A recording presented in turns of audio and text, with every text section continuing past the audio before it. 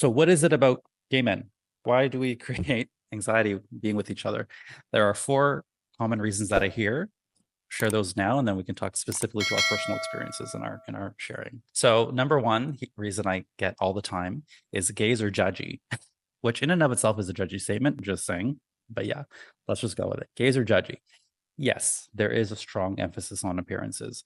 And when you put yourself into these groups, you kind of know you're opening yourself up to judgment, shady comments, and gossip. And so why would you want to do that? Of course, it's like, no, I'm not going to sign up for that. Thank you very much.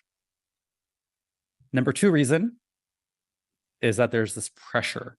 I hear the word pressure. There's pressure. I feel pressured to conform. So a lot of people say, oh, I don't know if I'm right for this group, or I don't know if I'm right for this. I don't know if I'm gay enough. What does that even mean? And there's this pressure that, oh, okay, if I'm going to be in groups of gay men, I need to talk about things that I have no genuine interest in, or I need to talk in ways or with people that there's really no connection there. So like pressure to conform, almost, to talk about your hookups and talk about, drag race and talk about things that maybe you think people are talking about, that's part of a stereotypical, air quotes, gay culture. But if that's not naturally you, you're not going to want to participate. Three, that compare and despair that we talk so much about on this podcast, which is that underlying feeling that we're being placed on an invisible social hierarchy based on attractiveness, status, age, race, everything. But there is that invisible hierarchy that exists. And this is not just true for the gay population. This exists in many populations as well, but we have a unique flavor of it. So if you put yourself in that situation, again, it's going to be very comfortable for you thinking that, oh, I'm not at the top of the hierarchy, or, you're comparing yourself to others. It's not very comfortable. It can be very demoralizing.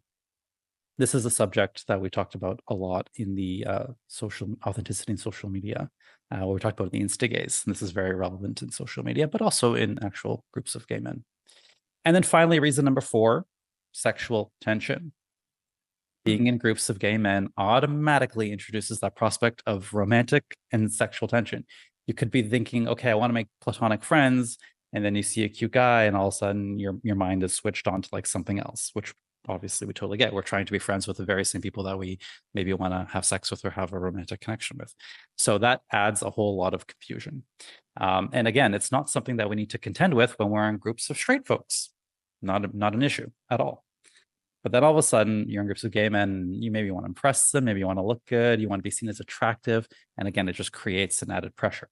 So all of this makes sense, right? Like as I add this all up, like I'm feeling myself get anxious thinking about being in groups of gay men, because I'm like, oh my God, that's a lot. There's a lot of mental noise to contend with, right? So that makes sense. If you're listening to this and you're like, oh yeah, I definitely feel, social anxiety in groups of gay men, I don't blame you, my friend. I do too. And we just thought of 4 really good reasons why.